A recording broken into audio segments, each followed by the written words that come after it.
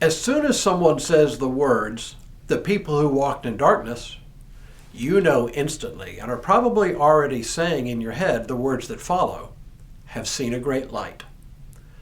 So familiar is this passage that we read every Advent season in the lead up to Christmas that we can almost recite them without looking.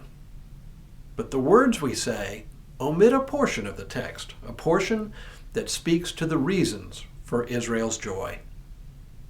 Hello, I'm Stuart Baskin, pastor of First Presbyterian Church of Tyler, Texas, and this is your daily devotional for Wednesday, December 14th, 2022. For to us a child is born, to us a son is given, and the government will be upon his shoulder, and his name will be called Wonderful Counselor, Mighty God, Everlasting Father, Prince of Peace. These words roll off our tongues and are an indelible part of the canon of beloved Christmas readings. And they should be. They speak to the hope for the coming Messiah. They help us frame the coming of Christ as an infant born to Mary in a manger in the little town of Bethlehem. To our ears, these words perfectly capture our understanding of Christ. But these same words would have been heard differently by Isaiah's audience. Let me set the stage.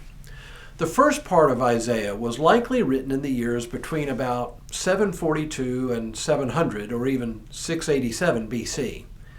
At the end of this period, the old northern kingdom, called Israel, with its capital in Samaria, was destroyed and annexed by the Assyrian kingdom.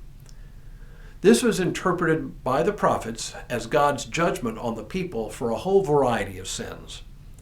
Several prophets, including most notably Amos, preached God's coming judgment to the leaders of Israel, but ultimately to no avail. At the very same time, the southern kingdom was by no means innocent. Other prophets, most notably Isaiah, proclaimed to the rulers of Judah their need to reform. In fact, almost all of Isaiah chapters 1 through 39 is from this period, and it contains mostly oracles of judgment and impending punishment unless Judah and its leaders in Jerusalem reformed their ways. But among the oracles, there were glimmers of hope beyond judgment. That's what this passage from Isaiah 9 is all about. Now listen to the passage in its full context.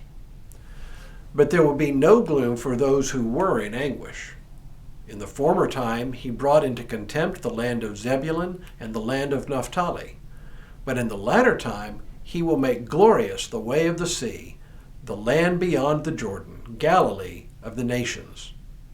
The people who walked in darkness have seen a great light.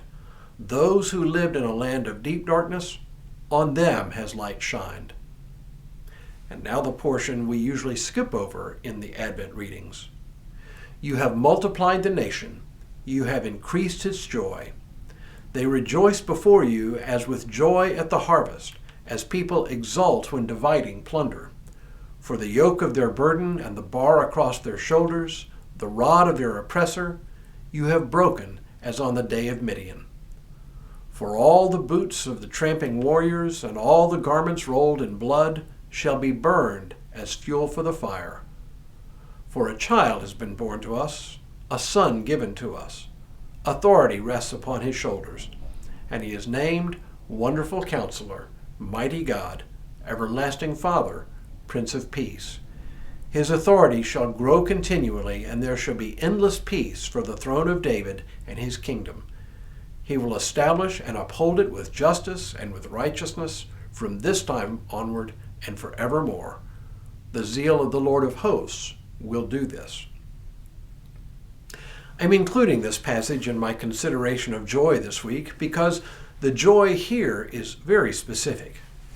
It is the future hope, no, certainty, that those who will oppress the people of Judah in the future will not oppress them forever. Instead, as Isaiah says, all the boots of the tramping warriors and all the garments rolled in blood shall be burned as fuel for the fire. And what is the surety of that hope? A child is to be born who will set them free. Joy can be something that happens right now, but joy can also be for the hope of future vindication, future salvation. And that is precisely the joy we celebrate during the third week of Advent when we light the candle of joy. Tomorrow, God's joy. But for now, may God continue to bless you and keep you in all that you do this day and in all the days ahead.